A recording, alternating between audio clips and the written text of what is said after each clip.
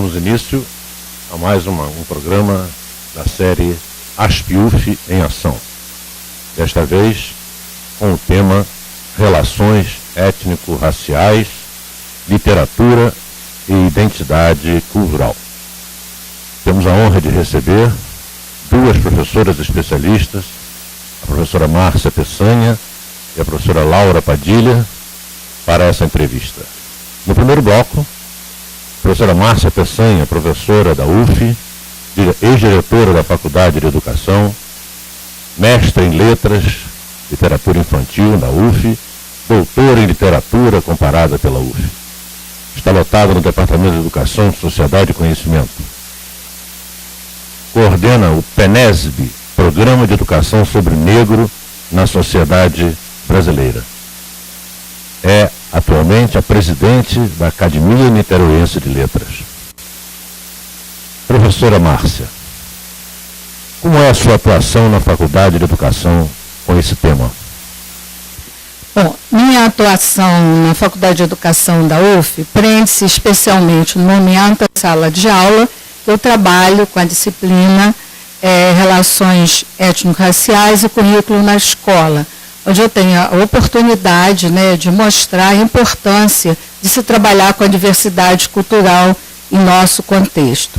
E também coordeno o PENESB, que é o Programa Nacional de Educação sobre o Negro na Sociedade Brasileira. E ao trabalhar com essas turmas, porque agora é obrigatório o ensino da cultura, da história afro-brasileira, da cultura africana, então nós tivemos as diretrizes curriculares nacionais que vieram depois da Lei 10.639. Porque em nossa formação anterior nós não tínhamos essa disciplina, mas não podemos esquecer que na formação da identidade nacional, nossa, brasileira, nós temos o branco, o índio e o negro. Então é necessário que eles estejam incluídos. Professora, a sua produção acadêmica contribui de que maneira para esse diálogo entre a universidade e a sociedade?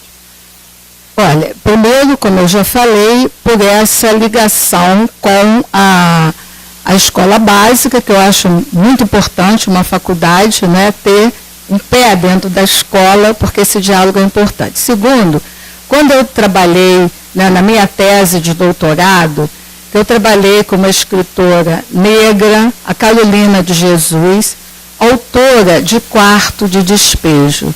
Então eu trabalhei com o cotidiano e seu tecido histórico na literatura testemunho. Por quê? Porque Carolina, uma mulher que morava numa favela às margens do Rio Tietê, lá em São Paulo, na favela do Canindé, como era chamada, ela foi capaz de observar o cotidiano de toda aquela população que precisava ser incluída, porque viviam excluídos, à margem da sociedade, à margem de tudo mais. Daí o título do seu livro ser Quarto de Despejo. Então, ao trabalhar com Carolina de Jesus, inclusive no contexto acadêmico, nós fomos capazes de desestruturar o cânone literário, que trabalhava apenas com os autores mais consagrados, e foi uma forma de trazer esse popular para a academia através dos estudos culturais comparados, porque nós não temos uma cultura superior à outra, nós temos culturas diferentes, e esse respeito à diferença, à cultura do outro, tudo isso deve fazer parte de nossa formação enquanto educadores. E trazer Carolina para o contexto da universidade foi uma forma que nós encontramos também de estabelecer mais esse diálogo. Porque o que vem a ser uma cultura popular, o que vem a ser uma cultura erudita? O Michel de Certeau, no seu livro A Invenção do Cotidiano, ele dá uma diferença entre cultura de massa e cultura do ordinário, do popular. Aí é que nós podemos inserir, inclusive, a Carolina, porque a cultura de massa é aquela que realmente massifica todos seguem aquele padrão. E a cultura do ordinário é aquela cultura que cada grupo, cada comunidade é capaz de construir, é capaz de tecer, e ela é específica porque ela é diferenciada das outras. Então é chamada do ordinário por ser do cotidiano. E foi isso que a Carolina de Jesus fez em Quarto de Despejo. E cabe a nós, né, professores, também que trabalhamos com a literatura, nós devemos sempre buscar esses outros autores. Até nós teremos no segundo bloco a professora Laura Padilha, né, que fez parte até da minha banca de doutorado, em que nós sempre buscamos mostrar essas outras vozes antes silenciadas na história, na literatura, para que elas venham fazer parte, né, dessa grande epopeia que é a própria história da humanidade. Então é essa a nossa função. Por isso que eu tento trabalhar com o popular e o erudito, a cultura nossa, do dia a dia, também a cultura que vem do exterior, que nós também recebemos, né, no processo de aculturação. Professora, e na educação infantil? Como trabalhar essa diversidade cultural? Há livros especializados para esse assunto? Sim. Na educação infantil, e até, como você já falou anteriormente, quando eu fiz o mestrado, eu fiz na área de literatura portuguesa e depois me fixei na literatura infantil, justamente por gostar de trabalhar com crianças e achar que a formação deve partir realmente desse princípio de você formar leitores. E agora, então, que nós temos, né, toda essa motivação para trabalharmos com a diversidade cultural, com a inclusão. Paulo Freire já dizia que a educação é um ato de amor, é um ato amoroso. Então, nós procuramos, não é, trabalhar na literatura infantil, não é, com alguns livros que trazem nossas origens, nossas raízes, mas de uma forma lúdica, fazendo com que a criança possa apreender todo esse universo de uma maneira bastante interessante. Então, tem um livro agora que se chama O Boi Multicor, porque o boi multicor, ele dialoga com o boi da cara preta. Então, nós temos aqui, né, ao trabalharmos com as cantigas, com os acalantos, essas novas modalidades, né, de apresentação. Então, temos aqui o boi multicor.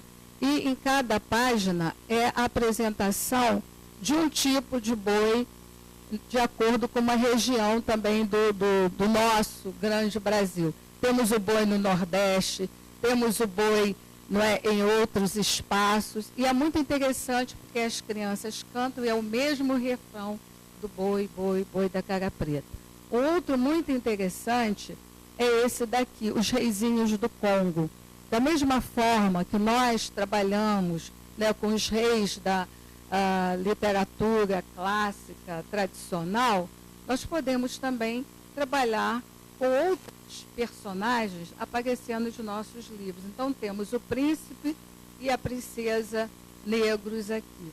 Um outro muito interessante, que recebeu até o prêmio Jabuti, foi escrito por uma professora, é A Cor da Ternura, de Geni Guimarães. Muito interessante, temos trabalhado com eles. E, finalizando, mostrando apenas mais um nessa série, que são vários, nós temos aqui esse das meninas negras. E nessas meninas negras, esse livro, ele trabalha com a autoestima da criança negra, sem que isso seja dito. Então, a primeira menina se chama Mariana, é uma menina negra, alegre, feliz, sorridente. Ela tem no seu próprio nome mar, rio e ar. Mariana, é a própria integração da natureza. E tem mais duas, tem a Luanda, tem a Dandara. Mas só para que a gente possa observar como a literatura infantil também evoluiu nesse sentido de tentar incluir, de tentar trazer para o nosso repertório, para o nosso contexto, todas essas personagens que estavam silenciadas. Bem, professora, e o papel do PENESB na educação e na formação de professores? Nós temos, o PENESB, que é o Programa de Educação sobre o Negro na sociedade brasileira, e fazemos muitos trabalhos nesse sentido. Então, nós temos aqui todos esses livros que nós produzimos enquanto pesquisadores lá do PENESB, em que eu trabalho sempre com essa parte do negro e a literatura. Temos também, fizemos recentemente esse caderno PENESB 13, em que nós temos aqui a participação, esse aqui é o 12, a participação do Kabengele Munanga, sociólogo, nós temos presença de historiadores, antropólogos, e todos assim se unindo e fazendo realmente um livro em que nós podemos contribuir com a formação de professores, com os pesquisadores e os professores do PENESB. Então, o PENESB tem esse papel de divulgar, de conscientizar e fazer com que a população negra seja vista com outros olhos, os olhos da inclusão, e para que haja uma conscientização sobre o papel da população negra em nossa sociedade brasileira, principalmente na área de educação, da literatura e das artes. Porque o continente africano é riquíssimo e muito contribuiu. O Egito fica no continente africano. Nós tivemos as pirâmides do Egito, as mumificações. Então, a cultura africana ela é muito enriquecedora. E nós, no PENESB, procuramos fazer isso, unindo o passado ao presente, porque o presente ele é fruto de um passado heróico de história, da luta dos negros, para que a sua situação, quer dizer, a nossa situação, pudesse hoje ser respeitada em nosso contexto. Então, o PENESB trabalha muito nessa linha, fazemos seminários, participamos de várias palestras e eventos, porque é a nossa função como educador. Muito obrigado, professora Márcia. Encerramos esse primeiro bloco. Voltamos em pouco tempo.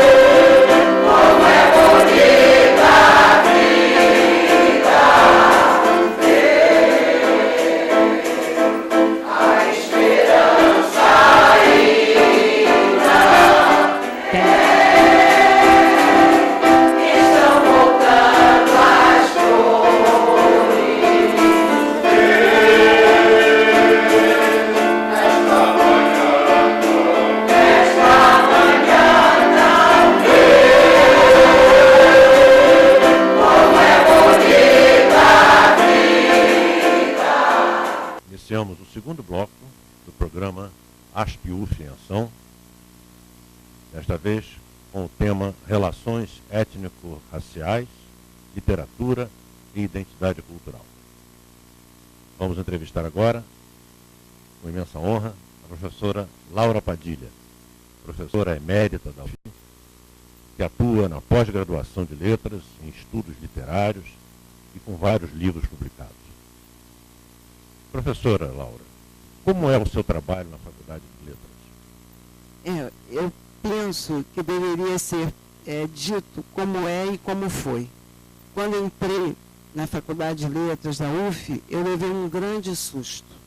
Os países africanos já eram todos independentes, já havia acontecido, as independências já eram uma realidade, e eu me deparo com um programa de literatura portuguesa que falava ainda das literaturas ultramarinas. Nesse momento, eu que vinha de uma universidade que um grupo, até o professor Arthur sabe, havia criado para pensar a diferença, eu levei um susto com isso. E naquele momento eu entendi que todo o meu trabalho deveria ser no sentido de trazer as literaturas africanas como literaturas independentes, feitas por vários povos, por várias nações que nos formaram como povo para o centro de uma universidade, sempre muito disposta a olhar para si mesma e muito pouco para a sociedade brasileira. Então, eu acho que mais aquilo que eu faço hoje, já aposentada, já fora assim do mundo, né, desse mundo acadêmico mais direto, é ainda lutar por isso. Eu acho que desde sempre eu sou negra, desde sempre eu vi que meu povo estava completamente alijado daquilo que a professora Márcia, inclusive, disse que seria um setor erudito do conhecimento. Eu penso que é do saber nacional. E era nesse sentido dessa inclusão que na minha vida toda eu trabalhei. Muito bem. E em que medida a sua vida acadêmica, a sua produção acadêmica, contribuiu para esse diálogo entre a universidade e a sociedade? Eu acho difícil dizer assim, né, que contribuiu. Eu não sei se ela contribuiu. Eu penso que eu fiz. Que na vida nunca pensei nisso. Eu sempre tentei fazer isso. Agora, se contribuiu, só o tempo que vai dizer se contribuiu. A minha alegria é hoje ouvir, por exemplo, a Márcia falar aqui sobre uma lei, né, que a mim me parece ainda meio frágil, ainda para aquilo que eu quero. Não basta um decreto-lei, não bastam conhecimentos. Nós temos que mudar o pensamento sobre a educação brasileira. Enquanto a educação brasileira olhar para certos pontos, se ela tiver uma visão elitista, ela não entender que os colonialismos passaram, mas os homens continuam tendo assim uma espécie de colonialidade do saber, sabe? São os donos do saber. Aquilo que eles fazem é a coisa mais importante do mundo. Eu não penso assim. Eu penso que nós temos que levar o povo para dentro da universidade. O Milton já disse, ele queria estar onde o povo está. Às vezes eu penso que as universidades esquecem disso, de ir até onde o povo está. Não sei se contribuiu. Eu não tenho percepção disso. Não seria eu se eu dissesse que eu contribuí. Eu penso que há esses movimentos. Eu penso que há isso que a professora Márcia falou. Eu penso que há a PENESB. Eu penso que há a educação infantil. Eu penso que Geni Guimarães, né, já está entre nós. Eu penso que Carolina já está entre nós. Eu penso que Conceição Evaristo já está entre nós. Eu penso que Cuti já está entre nós. Eu acho que é isso. Aqueles que nunca foram convidados para a ceia do Senhor poderem sentar e comer do pão e do vinho. Muito bem. E qual é a sua percepção a respeito do desenvolvimento dessas relações étnico-raciais? Eu penso que ainda é muito complicado, né? Eu vivi na pele essas relações. Né? Vivi na infância, vivi na adolescência, vivi. Penso que está na hora de falar menos e de agir mais. Eu adoraria viver num país onde não precisasse haver cotas. Não precisasse. O país já estaria tão resolvido, o país já estaria tão no lugar, que eu não precisava da esmola. Eu não gosto de esmola. Eu gosto de que as coisas sejam compartilhadas. E ainda hoje, eu penso que Caetano é um gênio. Eu penso ainda que o Haiti é aqui. Só que as pessoas não veem que o Haiti é aqui. Porque se deslumbram. Porque... Por quê? Eu pensei um dia, eu quando tivesse 70 anos, ou mais de 70 anos, né, como tenho, que isso já estivesse resolvido. Porque é preciso que a gente saia, que a gente se misture, que a gente viva. Então, eu sei que essas ações afirmativas precisam chegar, mas já deviam ter chegado há muito tempo. Nós estamos em 2012. Essa lei faz 10 anos o ano que vem. E os outros 2001, quer dizer, 500 e tantos anos sem isso. Né? Quer dizer, quando a gente olha esse Brasil real, e a gente vê uma criança, né, como a Geni fala aqui, na cor da ternura, quando a gente vê, né, que não há cor. Não há cor. Que cor? O que é cor? O que é pele? O que é isso? Então, livros assim, né, que terminam assim, né?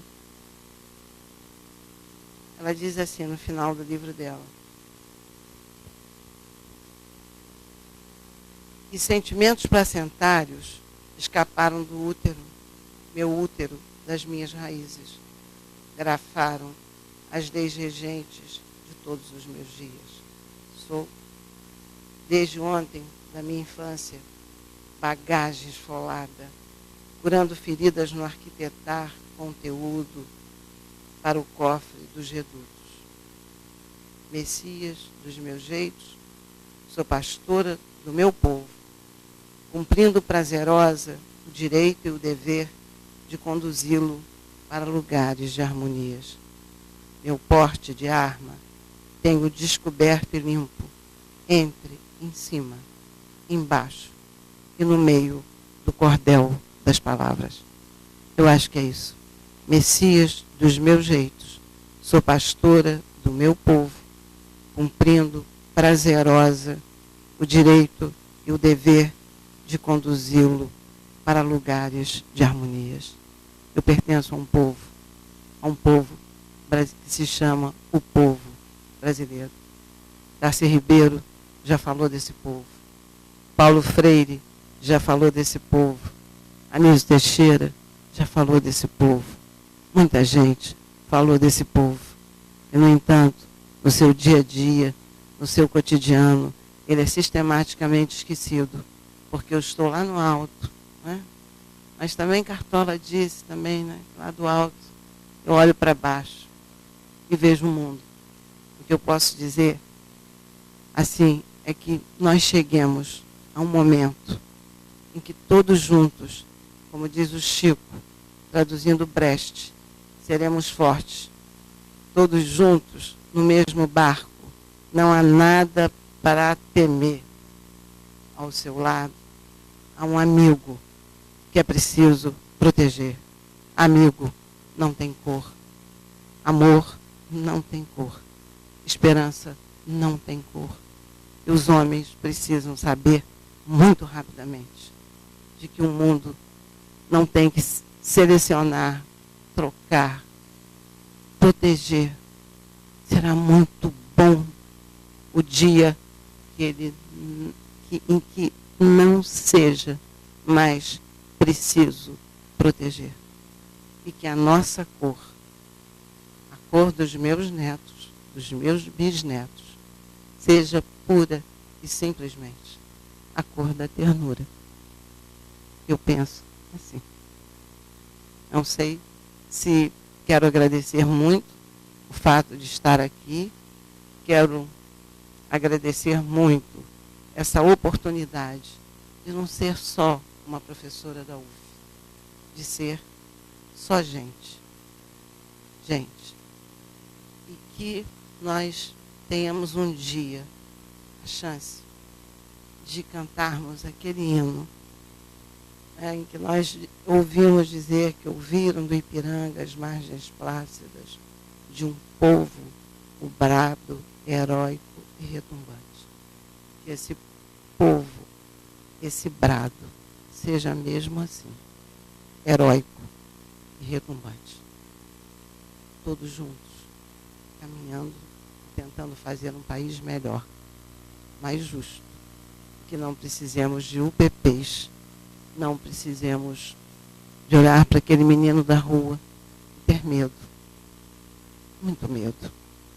que nós caminhemos para isso. É o que eu desejo, assim, de coração. E foi para isso que eu fui trabalhar numa universidade. Espero ter cumprido o meu papel. Muito obrigada. Muito obrigado.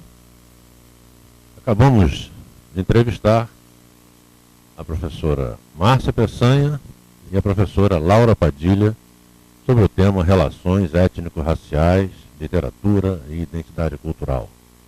Encerramos mais um programa ASPIUF em Ação. Não esqueçam, olhem nosso site, comuniquem-se conosco. Saudações aspianas.